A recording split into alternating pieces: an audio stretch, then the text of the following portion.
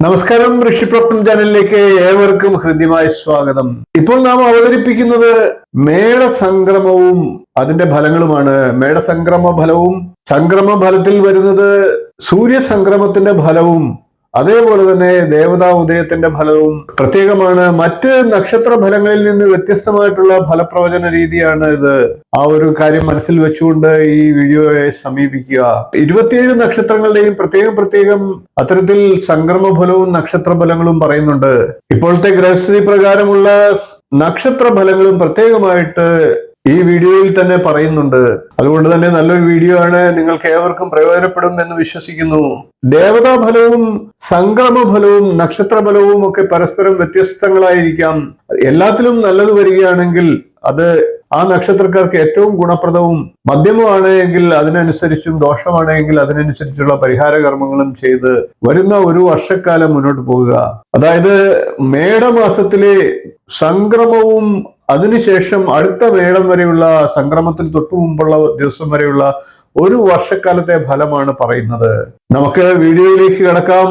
കൊല്ലവർഷം 1201 ആണ്ട് മേടമാസം 1 തീയതി വിഷു മുതൽ കൊല്ലവർഷം 1202 ആണ്ട് മീനമാസം അവസാനം വരെയുള്ള ഒരു വർഷത്തെ വിഷു സംക്രമ ഫലവും ദേവതാ ഫലവും നക്ഷത്ര ഫലവുമാണ് ഈ വീഡിയോയിലൂടെ പ്രതിപാദിക്കുന്നത്. അതായത് 2026 വിഷു മുതൽ അടുത്ത വിഷുവിന് തൊട്ടു മുമ്പുള്ള ദിവസം വരെയുള്ള ഒരു വർഷക്കാലത്തെ സമ്പൂർണ്ണ ഫലം. ഇപ്പോൾ നമുക്ക് തൃക്കേട്ട നക്ഷത്രക്കാരുടെ ഒരു വർഷക്കാലത്തെ വിഷു സംക്രമ ഫലത്തെ പരിശോധിക്കാം. ഇനി നമുക്ക് തൃക്കേട്ട നക്ഷത്രക്കാരുടെ വിഷു ഫലത്തെ പരിശോധിക്കാം. തൃക്കേട്ട നക്ഷത്രക്കാർക്ക് അന്ത്യശക്തമാണ്. ജനനേതൃത്വം, മേലധികാരികളുടെ പ്രീതി, അധികാരപ്രാപ്തി, സുഖം ഇവയൊക്കെ ലഭിക്കാം. ദേവതയായി ബ്രഹ്മാവാണ്. അതുകൊണ്ട് തന്നെ ഗുണദോഷ സമ്മിശ്രമായിട്ടുള്ള ഫലമാണ് ലഭിക്കുക.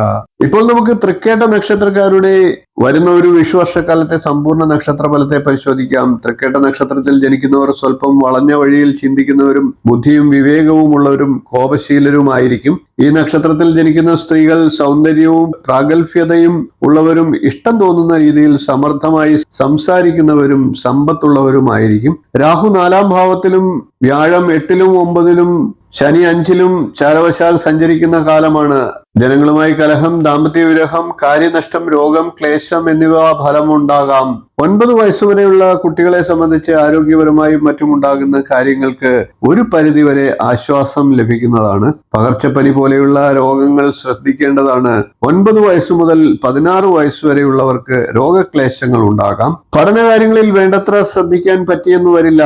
കൂട്ടുകെട്ടുകൾ അപകടമാകാതിരിക്കാൻ ശ്രദ്ധിക്കേണ്ടതാണ്. പ്രത്യേകിച്ച് ലഹരി ഉപയോഗിക്കുന്നവരിൽ നിന്ന് അകന്നു നിൽക്കാൻ പരിശ്രമിക്കേണ്ടതായിട്ടുണ്ട്. 16 വയസ്സു മുതൽ 36 വയസ്സുവരെയുള്ള തൃക്കേട്ട നക്ഷത്രക്കാരെ സംബന്ധിച്ച് ഉന്നത വിദ്യാഭ്യാസത്തിന് പ്രതിബന്ധവും മറ്റും ഉണ്ടാകാം. പരിശ്രമം കൊണ്ട് അത് മാറിക്കിട്ടുന്നതുമാണ്. 36 വയസ്സു മുതൽ 42 വയസ്സ് വരെയുള്ളവരെ സംബന്ധിച്ച് അകാരണമായിട്ടുള്ള അലച്ചിലും കാര്യവിഘ്നവും വന്നു ചേരാം. 42 വയസ്സു മുതൽ 52 വയസ്സ് വരെയുള്ളവരെ സംബന്ധിച്ച് സമാധാനവും ആശ്വാസവും പ്രതീക്ഷിക്കാവുന്ന വർഷമാണ്.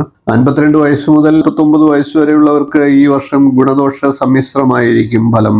59 വയസ്സിന് ശേഷമുള്ള തൃക്കേട്ട നക്ഷത്രക്കാരെ സംബന്ധിച്ച് ഈ വർഷം കഠിനതകൾ നിറഞ്ഞ പരീക്ഷണങ്ങൾ തനിക്കോ കുടുംബത്തിലോ ഒക്കെ വന്നു ചേരാനുള്ള സാഹചര്യങ്ങൾ ഉണ്ടാകാം. വ്യാഴം അഷ്ടമ നവമ ഭാവങ്ങളിലായിട്ടാണ് സഞ്ചരിക്കുന്നത്. കണ്ടകശനി ദോഷമില്ല. 4-ാമിടത്ത് രാഹു സഞ്ചരിക്കുന്നുണ്ട്. ഭാഗ്യാനുഭവങ്ങൾ ചിലപ്പോൾ മറഞ്ഞും ഇടയ്ക്ക് തെളിഞ്ഞും വന്നേക്കാം. വെല്ലുവിളികൾ നിറഞ്ഞ ചുമതലകൾ ധൈര്യപൂർവ്വം ഏറ്റെടുക്കുന്നതാണ്. അന്യനാട്ടിൽ പഠിപ്പിനനുസരിച്ചുള്ള ജോലി ലഭിക്കാനുള്ള സാഹചര്യങ്ങൾ ഉണ്ടാകാം.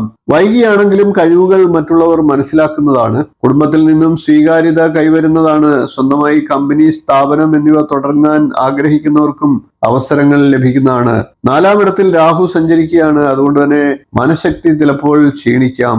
വീട് വാങ്ങുക, വീട് നിർമ്മിക്കുക എന്നിവയിൽ തടസ്സങ്ങൾ വരാവുന്നതാണ്.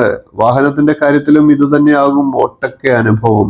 മക്കളുടെ പ്രവർത്തനങ്ങൾ ദുരൂഹമായി തോന്നാം. തന്മൂലം അല്പം വിഷമങ്ങളും ഉണ്ടാകാം. അനുരാഗ കാര്യങ്ങൾക്കിടയിൽ കൂടുതൽ ഹൃദയ ഐക്യം വരുന്നതാണ്. വിവാഹ തീരുമാനം നീളുന്നതിനുള്ള സാഹചര്യങ്ങളും ഉണ്ടാകാം. മേടം, കർക്കിടകം, ചിങ്ങം, കന്നി, ധനു, മകരം എന്നീ മാസങ്ങൾ കൂടുതൽ ശുഭഫലങ്ങൾ നൽകുന്നതാണ്.